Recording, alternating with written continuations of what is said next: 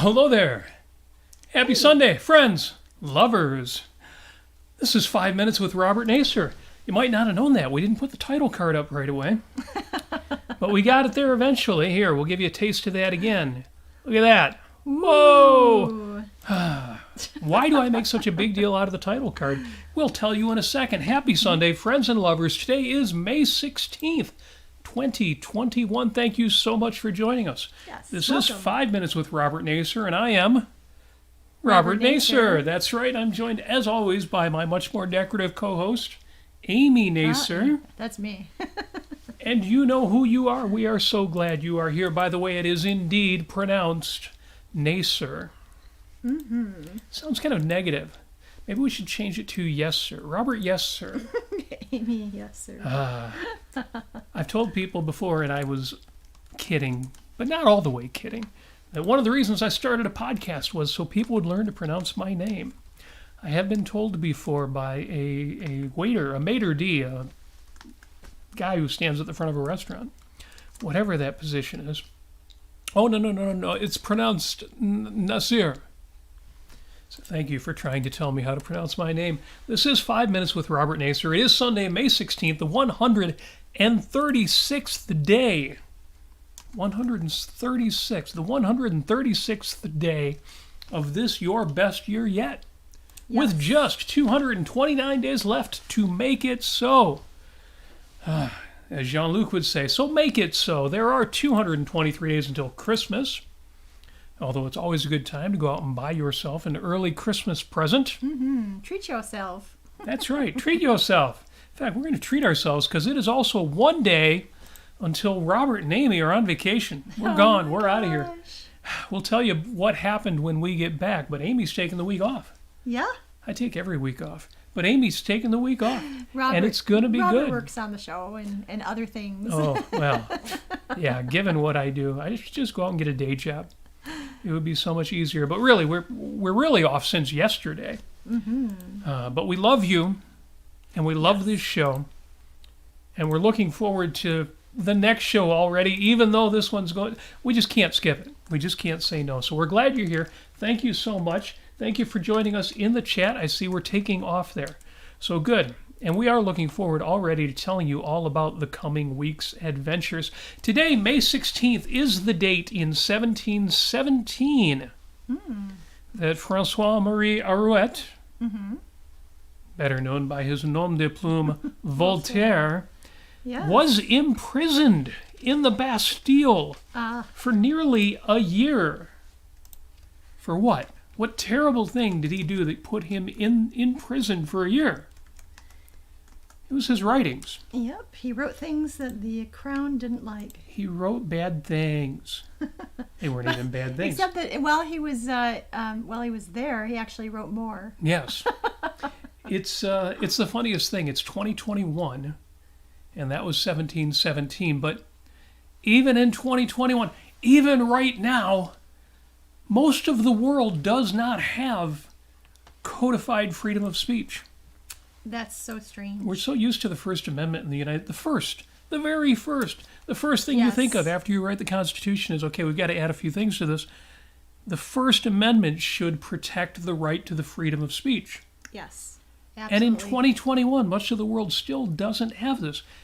Back in 1717, crazy satirical writer Voltaire imprisoned in the Bastille. The outspoken writer was born to middle-class parents, attended college in Paris, began to study law. However, he quit law to become a playwright and made a name for himself with his classical tragedies. Critics embraced his epic poem, La Henriade, but its satirical attack on politics and religion infuriated the government, and Voltaire was arrested in 1717, spent nearly a year in the Bastille. Yes. Voltaire's time in prison, as Amy said, failed to dry up his satirical pen. Later in 1726, he was forced to flee to England. He returned several years later, continued to write plays. In 1734, his philosophical letters criticized established religions and political institutions, and he was forced to flee again. He retreated this time to the region of Champagne, where he lived with his mistress and patroness, the Madame du Châtelet. Is that pronounced correctly? Give me the French version of that. Let me see. The name of his mistress and patroness. Yeah, you got it right. Madame du Châtelet. Yeah, Voltaire, it was just this is France, so naturally this friend of his, when Voltaire fell in love with his friend's wife, allowed the arrangement to continue, his mistress and patroness. Mm-hmm. And it's always good to have a patron when you're writing. In 1750, he moved to Berlin on the invitation of Frederick II of Prussia, and later settled in Switzerland, where he wrote his best-known work, Candide. In this best of all possible worlds, he died in Paris. He did successfully return before he died, and died in 1778, having returned to supervise the production of one of his plays. We talked about Voltaire before, and we will again. We visited his grave, his tomb, his, what do we call that? In the basement... the Pantheon. Of the Pantheon. What do they call the grave in a... A tomb. A tomb. Well, perhaps. Okay, a tomb. We visited his tomb. We said hi, Voltaire, or what remains of him. And when we get back to Paris, we will see him again. Also, a happy 53rd birthday to Ralph Tresvant, singer, solo artist, member of Heads of State, and most famously, New Edition. Where would New Jack Swing be without Ralph Tresvant? Happy 53rd birthday. Also, while we're at it, a happy 55th birthday to Janet Jackson. The baby sister, the youngest of 9. Little sister to the Jackson 5. Also, TV star, film star, went on to sell over 100 million records, a career that is second only to and in some ways greater than her brother Michael. So happy birthday, Janet Jackson. It's also National Barbecue Day. National Barbecue Day. We did barbecue earlier this week. And so my question for the folks in the chat, because we've got some folks who are chiming in, what's your favorite thing to barbecue? I guess I should say, what's your favorite food to barbecue? You say a thing and you start getting different kinds of answers. What's your favorite food to barbecue? We made chicken. Well, chicken. Earlier this week. You know, it's funny because my favorite food to barbecue would be a cheeseburger, but I never think to use the barbecue to make a cheeseburger. I was like, yeah, we're going to make chicken. Chicken's boring in the oven. Let's put it on the grill. I got to remember to do that with hamburgers. So what's your favorite thing to barbecue on this National Barbecue Day? Amy, what are you thinking? Mine. Okay, so this is something I've never done before, but someday I will want to do is how to make a proper brisket. A brisket. Grilled barbecue, like southern brisket. Well, you know how to find out how to do that. I know how you'll find out. You'll look on the internet and you'll find these amazing, or look in your Southern Cooking magazine. But what we need to do is we need to consult John. Our friend John, our patron John. Yes. Who also makes a mean brisket on the barbecue. So yes, we will do a brisket. But what's your favorite thing? Dale says pork shoulder butt. It's funny that people cook things where I'm not even entirely sure what they are. Shoulder, butt, I mean, those two words don't really go together for me. So obviously that means something different than I'm imagining. It's pork. Well, yes. No doubt Maybe about it's that. a little bit like brisket, perhaps. Do you cook it slow to make it tender like ribs or faster? We'll have to look that up. But it is National Barbecue Day. Well, going back to Voltaire, yes. Jim had asked, he's read Candide 3 or 4 times. That's a book by Voltaire. What other works do we recommend? And I say, there's Zadig, which is his other major novel, you could say. But there's this, basically a short story called The Huron, and then L'Ingenue. That's L'Ingenue. It's charming. It's a charming, very charming story. It's but it's also insightful, and it's got that Voltaire way of being disruptive, of being highly satirical in that way. Yes. He's so sassy, but in such a charming way. Oh, Dale says about barbecue in the South, pork shoulder butt is barbecue. It's not, hot dogs or chicken or hamburgers like it is up north. Oh, it says in the North it's called pulled pork. Okay. Oh, got it. Okay. Got it. Yum. Well, that makes more sense. I can understand that. Yeah, so I went ahead and I put in, I'm going to go ahead and put it into the chat also on YouTube for the Huron or L'Ingenue. So, I haven't listened to anything new this week, or the things I have listened to haven't really stuck with me. I've been trying to catch up. We've gotten to the point where there was already too much good stuff to listen to in the areas that I'm interested in. Life enhancement, life coaching, inspirational, Tim Ferriss and Lewis Howes and even Sam Harris. But now in the objectivist community, the Ayn Rand philosophy community, which, used to not take up all that much of my time, now it's gotten to where there's no way to listen to it all.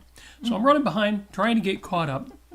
And do what you can, Robert. I'm trying, but I don't have any specific recommendations for this week. All sorts of exciting things are coming up. And some of them have now been publicly announced. For example, Yaron Brook, who I've mentioned before, the Yaron Brook show is always worth listening to. He's now going to be doing a weekly debate. And it's interesting. It's Yaron Brook Debates Europe on the Radio Ragnar group. All of Europe in multiple languages. Well, think about it. You laugh, but he's going to be doing this weekly. Yeah. Weekly, 52 weeks a year, or however many it turns out to be. He is going to be debating all of Europe. So the folks at Radio Ragnar are arranging with prominent European intellectuals to have these debates happen weekly. That's amazing.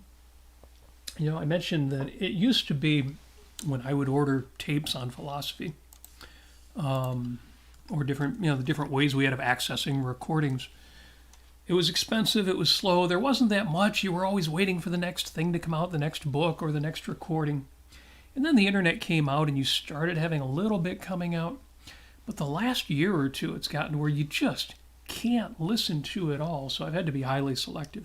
I'll keep recommending things, and by all means, please let us know in the comments or in the 5 Minutes group what you recommend we listen to, and we'll try to keep up with it. You'll have to ask me what I've been listening to. Amy, what have you been listening to? Well, specifically, I've actually been pretty fascinated by, there's a gentleman named Stephen Hassan, and he is a fellow of kind of Jewish cultural descent, and he ended up getting into, or being recruited into, the Moonies. The Moonies, Sun Young Moon's organization. And it's very fascinating. And he wrote a book in 1988 called Combating Cult Mind Control. And he has put together a very specific, he got his PhD finally, and he's basically trying to get our police and judicial system up to date with regard to cults and cult behavior and what to look for, and how to help people better.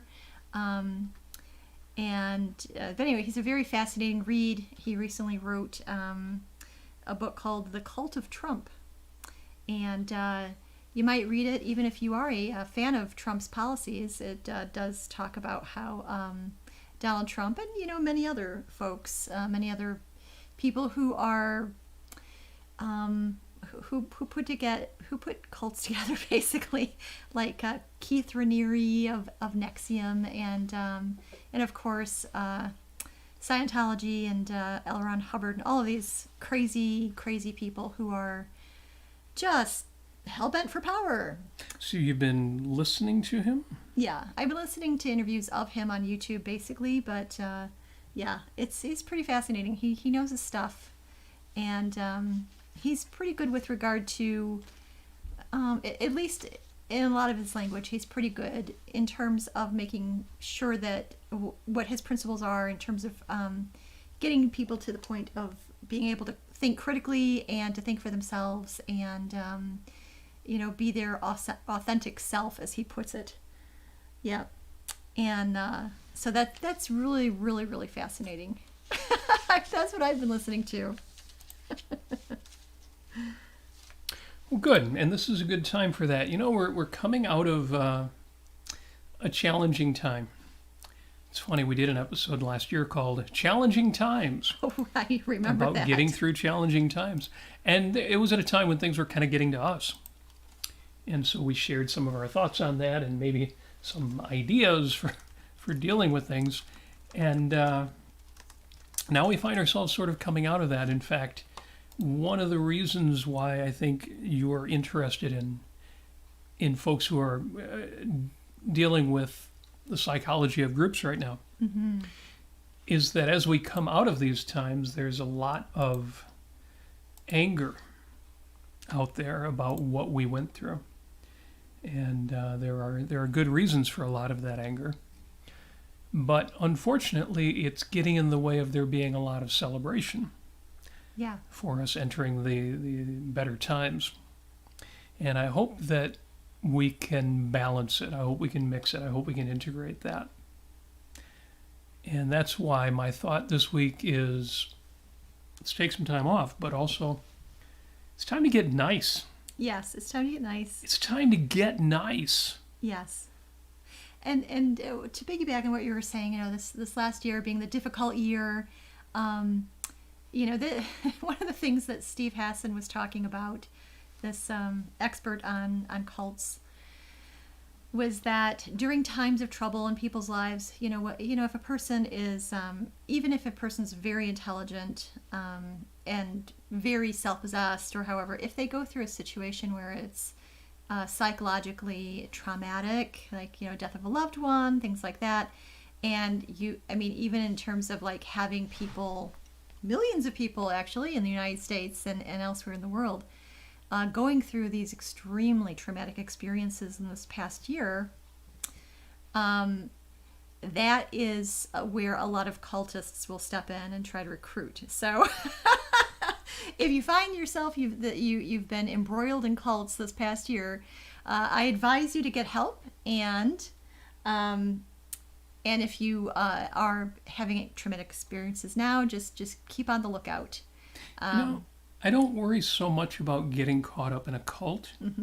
I worry more about getting caught up in my own frustrations, especially with a group of like-minded, frustrated people, and letting that spiral into counterproductive negativity.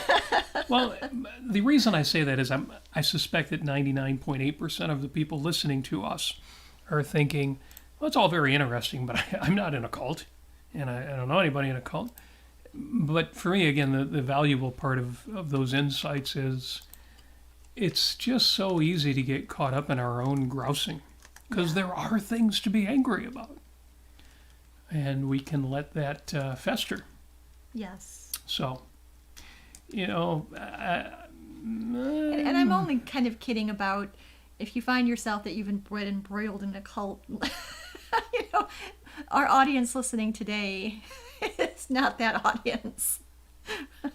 Most likely not. Yeah. Why did Facebook lock up on me there? Is that working? Yeah, mine is working. Okay.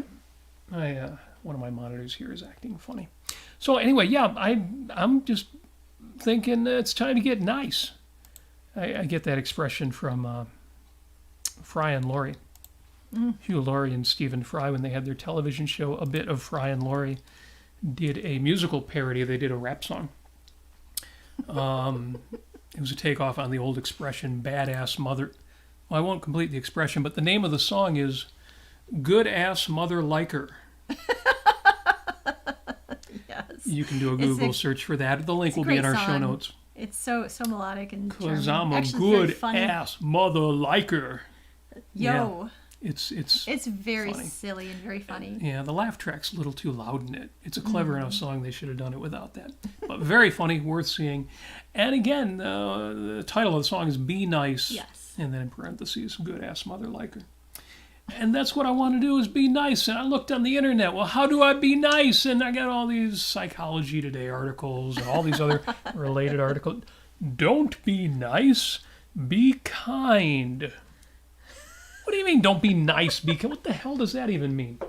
Idiots. Man, how am I supposed to be nice when people are writing that kind of stupid stuff? That's right. So I said, well, what's wrong with being nice? So I look in the articles, and They're equating being nice with not taking any action, not actually doing anything for anybody, being superficial, being second-handed. Right. And I'm like, why did you take that? So I went to the dictionary.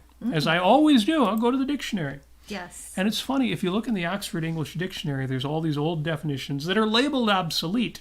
Like, of a person, foolish, silly, simple, ignorant. And I'm like, okay, 300 years ago, apparently that was a thing. But if you go to Oxford dictionaries, in other words, their public and contemporary version, it's, okay, listen to this. Being nice, the word nice, adjective. Giving pleasure or satisfaction, pleasant or attractive. Oh, we can't have that. Slight or subtle, okay. Fastidious. Let's go to Cambridge dictionaries. Pleasant, enjoyable, or satisfactory, as in, did you have a nice trip? Pleasantly. Kind, friendly, or polite. I'm not finding any of, what is wrong with these people? Oh, you shouldn't be nice, you should be kind. Okay, if that's how you're going to use the words, then we can play that game that way. But I say, hey, be nice. It's fun to be nice. It is. It is. But, again, all that grows out of people doing nice wrong. Or being self-sacrificial, or self-sacrificial. being a doormat, or basically not paying attention to yourself and what your values are, and agreeing to things that you shouldn't be agreeing to. Yes. I swear by my life and my love of it that I will never live for the sake of another man, nor ask another man to live for mine. Now, what could be nicer than that? That's right. That sounds just a tad bit familiar. Yeah, my short version here just says, no sacrifices. Right. Yeah. Also, setting boundaries. Some people are so nice, it's not nice. Sacrificing yourself is not nice. Right. Giving yourself to other people selflessly, that's not nice. Misery It's not nice to you. It's not nice to them. Yep. You're not doing anybody any favors by sacrificing yourself to them. That ain't being nice. But that's what people will say. You can't be nice. That's how people take advantage of you. Jennifer, the hell with that. Jennifer is being Aristotelian, and she says, nice is nice. Nice is nice. That's right. A is A and nice is nice. What could be nicer than nice? She also said that she joined the Blue Oyster Cult. There's a cult we can get into. Yeah. Go Godzilla. I was never a fan of... I always thought Don't Fear the Reaper was a creepy song. Oh, it's despite so creepy. the humorous cowbell sketch. But they made it up with Godzilla, so it's all good. And the internet says that burgers are actually the most grilled item. Steaks come in second, hot dogs third, and chicken fourth. And hot dogs third. And they don't have pork shoulder on there, so I don't know. We're going to do it. We've got... That's obviously a Yankee publication. There you go. We don't have any pork roast in the fridge or the freezer, but we've got chops. We have to put some of those on the grill. That'd be nice. So I say, get nice. My calendar reminder just came up. It's time to give blood again. Last time I gave blood, just before my bicycle accident, they couldn't find the vein. I had a jacket on, so I can't show you. And they poked and stroked till their wrist got numb. Oh no, that's Frank Zappa. They poked at my arm until they found a place to get a tap. And they turned the little spigot like on the maple syrup tree and finally got it out. And 2 weeks after that, my whole forearm was black and blue. It's so bad. It was, you get a hematoma when they can't get the vein right. And now that it's been 8 weeks, it's time for me to give blood again. Should I go do it? Yep. Damn straight. Now, why do people give blood? If anybody in the chat's ever given blood, why would you do that? It's not like you get it back. They don't even pay you for it. At least if you go to one of these weird new places popping up, like BioLife Plasma Services, they pay you for plasma. That's creepy. That's really... You can earn up to $700 a month. Yeah. Okay, I have to admit, I do give blood regularly, but there's one way in which I'm kind of a wimp about it. I always give whole blood. And what they push now is for you to give platelets, or for you to give plasma, or for you to give a whole red, meaning twice as many red blood cells. Well, how do they do that? And the answer is, they take the blood out, they take the blood products out of what they took out, and then they put the part they didn't want back in. And that way they can take more of the stuff they want.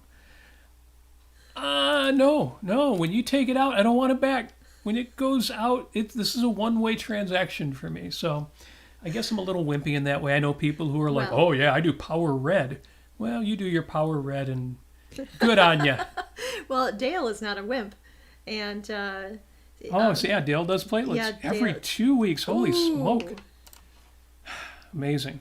Well, good on you. And Rebecca says you get cookies and juice. You get cookies and juice. You get free snacks. That's true. I said you didn't get paid, but, that stuff could cost you a couple of bucks in the vending machine.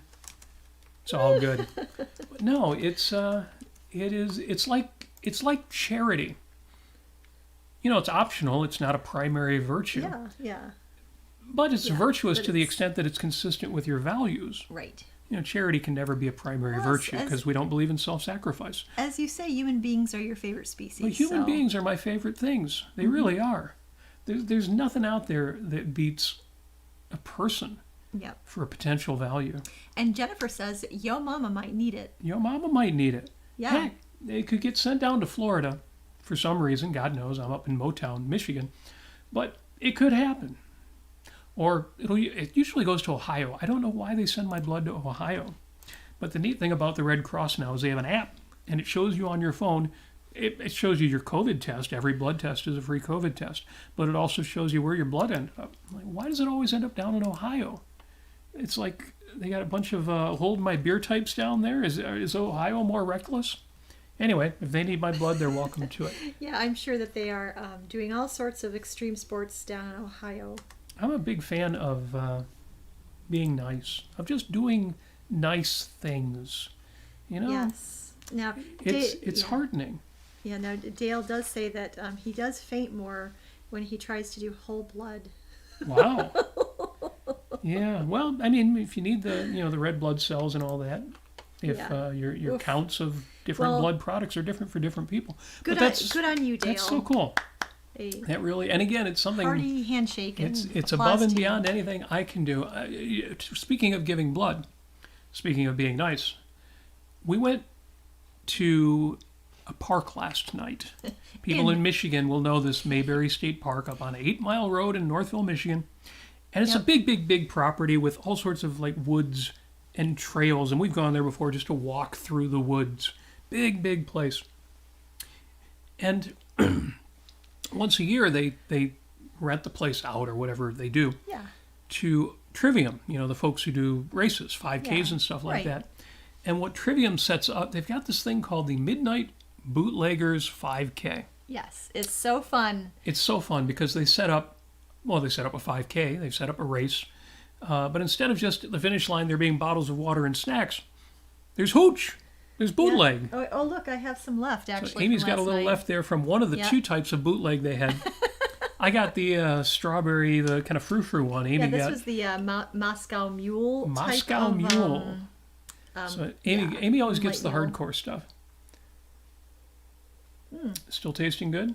It's watered down from the ice that was in it, but it's not bad. Yeah, they intentionally didn't use as much ice because they were only serving one drink, trying to deal with COVID and all the regulations and stuff. And they gave us a cool lid. But they didn't give us lids last time. Cool. They always give us that mason jar type glass, but with the logos and stuff, so that's cool. Anyway, last night, 5K through trails. 5K through, like, in the dark. And, a couple little tea lights showing you the route, but you've got to have flashlights and stuff. So we've got these fancy, headlights, which I never wear on my head, but flashlights going through the woods, running a 5K. We get about a third of the way through, 1.25 miles, 1.5 miles. And behind us, there's like this oof. And some girls are talking to this guy who apparently just fell. Yeah. And they're taking care of him, so we kind of run on. I kind of stopped, thought, I don't know if they've got that handled. So I stopped. He turns to me and he says, Amy, hold on a minute. And then immediately Robert changes his mind. He's like, no, go ahead. Go on ahead of me. Yeah, so Amy goes on ahead. And I'm just going to stop, make sure this guy's okay.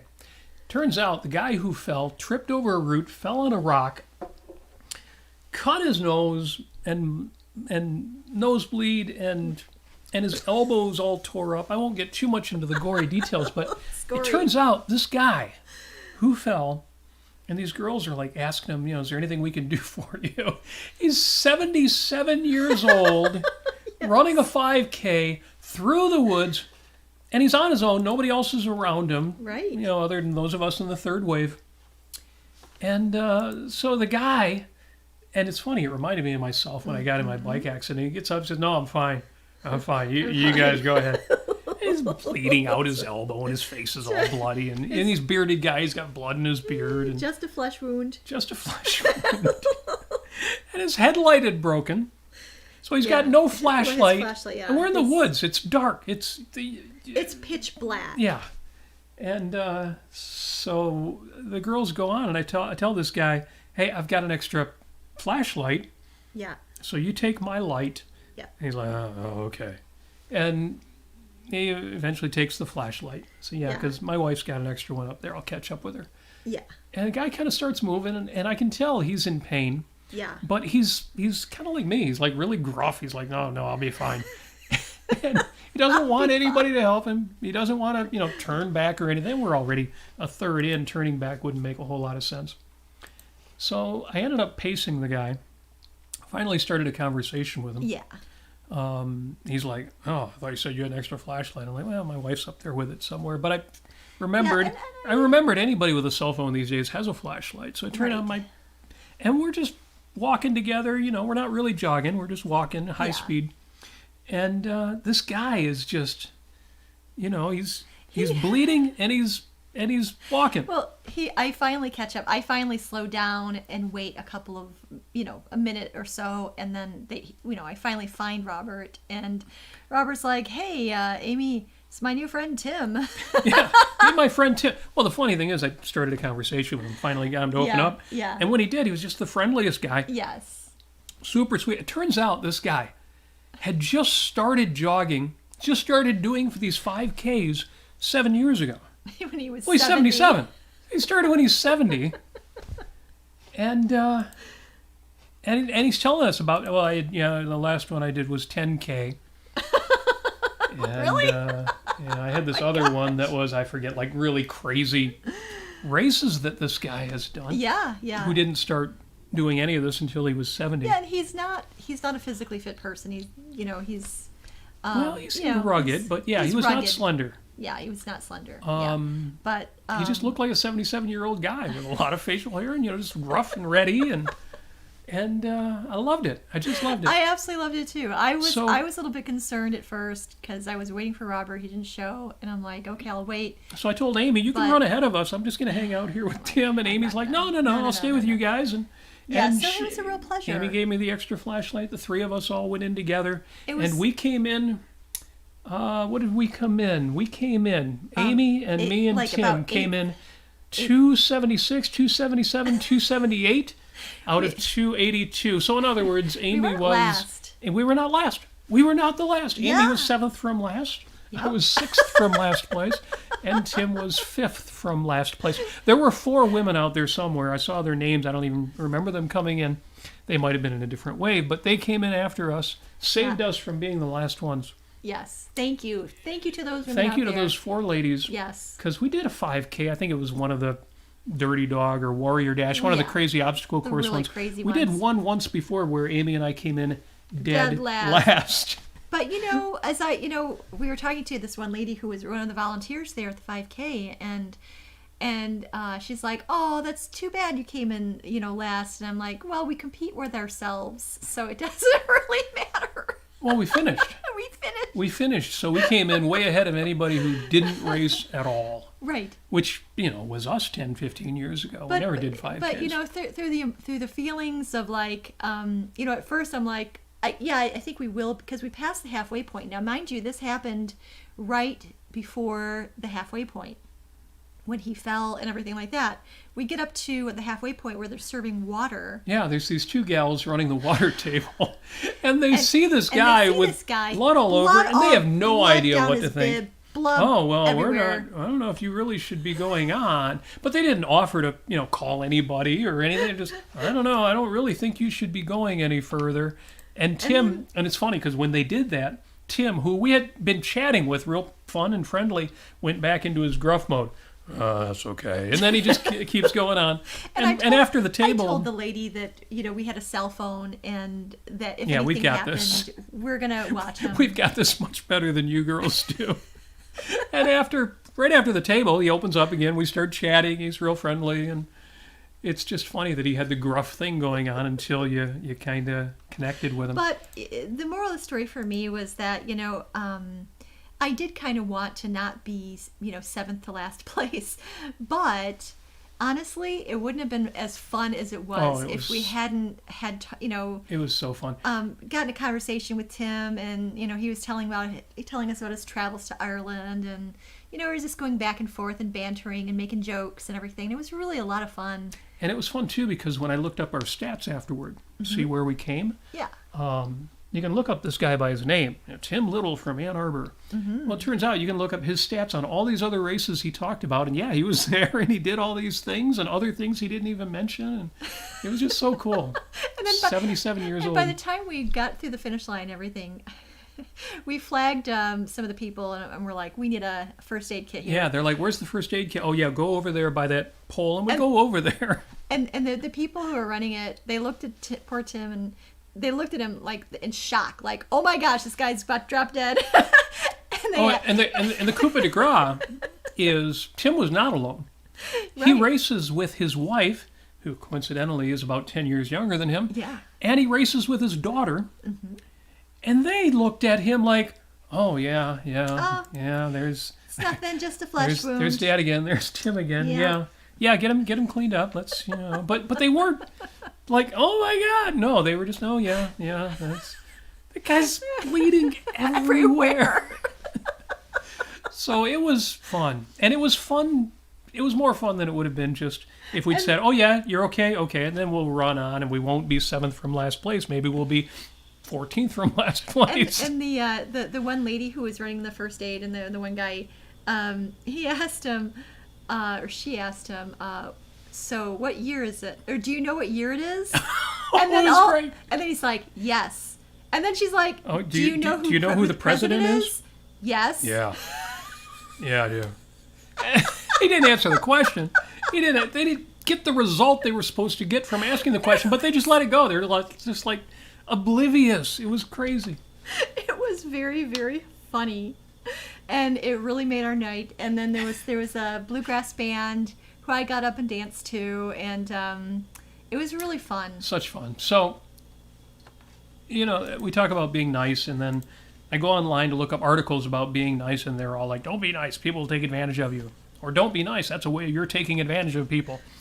And in philosophy, we say, well, don't be altruists. Don't sacrifice yourself.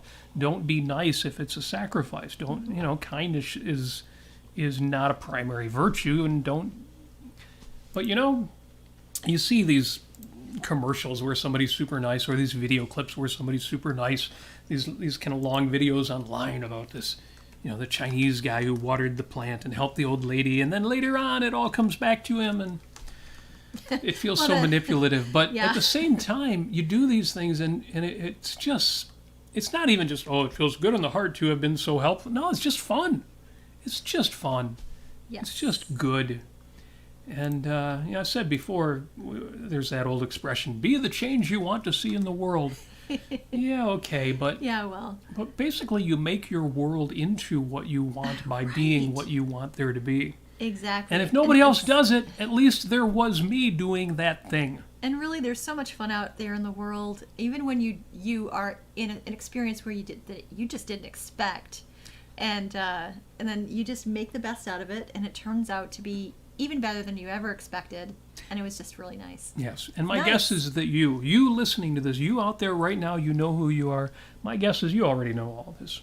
Yep. But it's so fun to reflect on it. And just a few of these experiences, anywhere from 5K race and the crazy things that have happened to giving blood, and all the fun that we've had with these kinds of adventures and misadventures. Yeah. It's just great to put yourself out there into the world and, meet people that Oh you yeah, would I see. expect. Jim's always good with words. It looks Yeah. like he's summed it up here. Yeah, the moral I'm getting from this story is that benevolence does not mean self-sacrifice. Oh, yeah. Benevolence is good. Benevolence is nice. Darn right. Darn right, yeah. It's funny. We did an early episode on unconditional love, and we sort of redefined it. But by the Yeah. end, we came out in favor of it, even though it didn't After mean we- what most people think it means. And if you redefined it. take what most people mean, we'd be like, oh hell no. But some of these concepts I've said before, and we'll keep doing it. You got to reclaim some of this stuff. You do. You got to reclaim kindness. You got to reclaim niceness. You can't let the altruists own that stuff and then say, well, I'm living my own best life for my own sake. Therefore, I should be mean. I should be unpleasant. I should be cruel. I should be cold. It's like I say, Howard Rourke was never a cold person. He was a passionate person. Yes. I don't know if he was real big into, well, I don't know. If he was on a 5K, Howard Rourke wouldn't do a 5K. He's too busy designing buildings. Maybe I'm trying to stretch this example too far. He would do it naked. He would do it naked. He would do it in the naked 5K. He'd do a And triathlon where you have to go jump off a cliff into the water. That's right. And then run, another 20 miles. Yeah, and then the third part, which was design a building naked. Yeah, that's what he would do. I love that. I think we might be having too much fun here. But as I said, and as I kind of warned online on Facebook, we're gone tomorrow. We're on vacation, so we're taking it Yes. easy this week. And I hope everybody's had as much fun with this casual conversation as we have. I had said in my 10 unpopular beliefs, number 1, these were a bit whimsical. You could even argue they were a bit whim-worshipping. Top 10 beliefs, unpopular beliefs. Somebody said, give us your unpopular beliefs. I said, number 1, love is all that matters. What kind of an objectivist are you? What is that? Well, Leonard Peikoff does sum up Opar that way at the very end. In a way, he does. And my point was that values are primary. But at the time, I wrote, if the bulk of your focus is on finding flaws in other folks, contemplating bad news and trends, worrying, criticizing, accusing, reproaching, you're focusing on the trivial. In otherwise magnificent works of art, your life, your world, which should be a work of art, don't do that.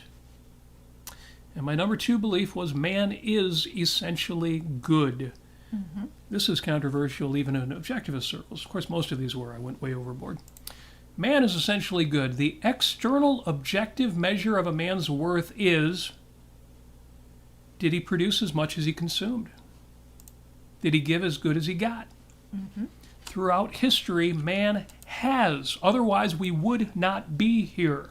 It's so true. We've done lots of destroying, but we've necessarily done far more producing. Spiritually, this translates to, did man create and experience values? And that takes you back to rule number 1.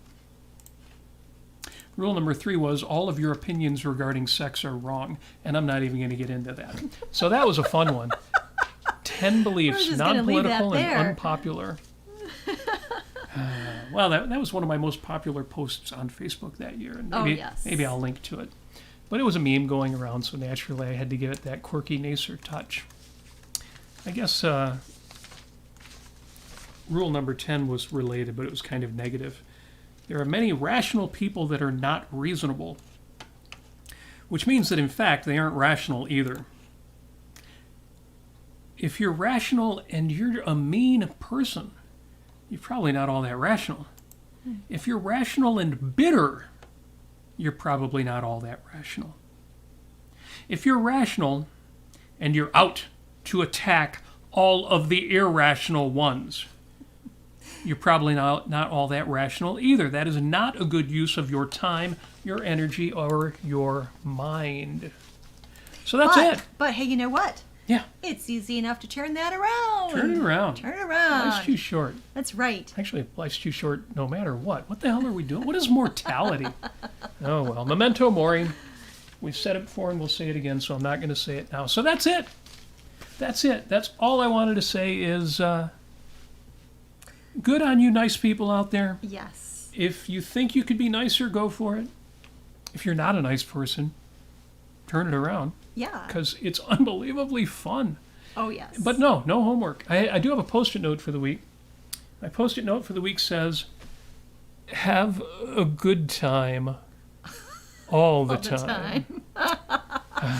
I use that one at work actually. When I'm not having a very good day at work, I say that to myself. Have a good time all the time. Now, fans of the film This Is Spinal Tap, or the band Spinal Tap in general, recognize that one as the meaning of life as expressed by Viv Savage, the keyboard player of Spinal Tap, in the little trailer bits at the end of the movie.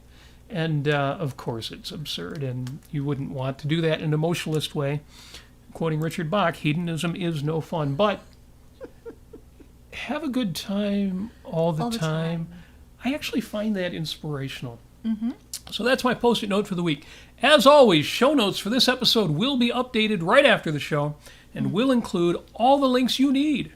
Does it include the one, because I know we had a question about Yaron Brook and his debating all of Europe? It does not include a link about that, but if you make a note of it, I will add it. And within 10 minutes after the end of the show, that will be in the show notes too. Yes. So. Yes. Also, the Fry and Laurie Be Nice song, Good Ass Mother Like Her, is also linked in the show notes. I just love that. It is great. It's less than a minute long. It's real quick. It's Turn it up fun. loud, though, because the laugh track's too loud, and you really want to hear the lyrics. Yes, you do. Especially the second verse. Yeah. Very short. Anyway, links to the 5 Minutes Facebook group, where you can share comments and suggestions for future episodes, are at robertnasir.com. That's right, robertnasir.com, where you'll also find links to our YouTube page with all of our past episodes. In fact, in the show notes for this week, I added a couple links to past episodes that are sort of related that, if you're in the mood, you might check out. Also, if you'd like to support the show financially, and some of you already do, thank you so much for that. Those links are at robertnasir.com also. You can go to Patreon and put in a monthly support. You can go to the PayPal link there and put in a single one-time support. Either way, we love it. We appreciate it, and can't thank you enough. In fact, one of our supporters actually requested, because I put these online. Several of our supporters are involved in this. Real quick. I always say real quick when it's not going to be real quick, but this will be. What are these? People who are watching the video version of this on YouTube and Facebook. It looks like the title card from the opening of the show, and that's exactly what it is. These, what I'm holding in my hand and what you see displayed on the back of Amy's laptop computer there, So this is the title card to 5 Minutes with Robert Nasir. Here, I'll put it up on the screen again so you can see exactly what I'm talking about. Well, except my mouse decided not to work. Let me go to my touchpad here. Could be time for a new battery. Look at that. You could have a sticker that looks like that. Yes, or like this. I did not order these stickers. I did not request these stickers. These came as a total surprise. Total surprise. By one of our Patreon supporters. Thank you so much, Patreon supporter And my Mark. dear daughter's stepfather. Yes. Total surprise. Did not expect him. Box came in. He did warn me there would be a box. And gave me no idea, so I didn't turn it away and think, oh, they sent this to the wrong people. But we've got these great stickers. We've already had one person request one, and we sent a couple out. If you request one, we will send them out to you. All I need is a mailing address. Or if I've already sent you a Christmas card, just let me know you want one, and I'll use that old address. That was so much fun. Thank you, Mark. Thank you, Petya, for requesting them. It gave me a chance to send out a couple stickers and a little note in a card, which is fun for me. I like writing. Yes. Okay, so if you ever get something from Robert, it's going to be so beautiful you wouldn't believe it, because Amy just likes my writing. Well, he does this really lovely calligraphy. It's and all right. It's very natural. You're such a natural talent at it. I mean, it's crazy. It's crazy good. It's really fun to write to people, to do I love postal mail. I like getting mail. It's funny, Lee Wardlaw, the author, the writer, had posted that, I think she was the one who posted that somebody told her that if you send her mail, you've got to warn her because she throws everything away. She doesn't do postal mail. And I guess it's getting to that point. I still like mail. I like postal mail. I like greeting cards. Yes. So if you request one of these stickers, and if I've got your mailing address, I will send you a 5 Minutes with Robert Nasir title card sticker. and you can put it on your laptop like Amy did, or you can put it on a book. I put it on the Book of Life. You've seen the Book of Life before. This book, this little composition book, school style book, is what 50 started cent. this show. Yep. 50-cent book. I intentionally used a 50-cent composition book because I find that delicious to do something this valuable in something like that. So, 5 Minutes with Robert Nasir stickers. Thank you, Mark. Thank you, Petya. Thank you, anybody who asks for one that will get one. And that was so cool. Yes. Oh, that's right. We were talking about supporters of the show. So yeah, you can support the show too. We're coming up with ways to do a YouTube drive. Got to get those YouTube numbers up. I love that everybody joins us on Facebook because we always get a really tasty chat there, but we're getting more on YouTube too. Dale is on YouTube, and we appreciate that. We got to get those YouTube numbers up. I mentioned before, by the end of the night, between the live watchers and the people who watch right afterwards, we'll have 100 views on Facebook, and we'll have, a dozen or 2 dozen on YouTube. Yep, I posted the YouTube link in the Facebook chat. And, over the course of the week, we'll get a few more. But, we've only had a couple shows that went over 100 views on YouTube. And Facebook, that happens all the time. Yep. So we got to get those YouTube numbers up. And if you like watching on Facebook, keep watching on Facebook. But if you share the show, if you could share the YouTube link, that would be awesome. And even if you just watch on Facebook, if you could subscribe on YouTube, that would be helpful. We're going to be working on getting better notifications. Sam had asked about that earlier, and actually that's coming because my weekday show, which was a Clubhouse show, and we'll be doing that this week, Thursday on Clubhouse, it'll actually be on location. It should be an interesting show if we're able to pull it off at all, because we won't be doing it from the usual place. But anyway, that's a Clubhouse show. We're switching next week, the week after that, to YouTube. Yes. And it will still be under the auspices of the Ayn Rand Centre UK and Radio Ragnar, so we'll still do a Clubhouse after show. But they will do the scheduling, and I'm going to find out how they do that, so I can also do that with this show, the 5 Minute Show, so that you will get your links and notifications earlier, and you can join us more easily, not having to be there at 6 o'clock waiting for the link to pop up. So that's going to be good too. That is all coming. A lot of that is supported and encouraged by those of you who are Patreon and PayPal supporters. Thank you for that. Yes, and Clubhouse is now on... Clubhouse is now on Android. Yes. I mentioned it online, but yeah, that's something for you to know too. Now, it's only in the U.S., the U.S. version of the Google Play Store, but it's coming worldwide. It's already there for anybody in the States, and another Fry and Laurie reference. Get to that later. But yes, if you're in the States, if you've got a Samsung or any other kind of Android phone, and you're like, oh man, I'm able to do the Clubhouse thing, now you can.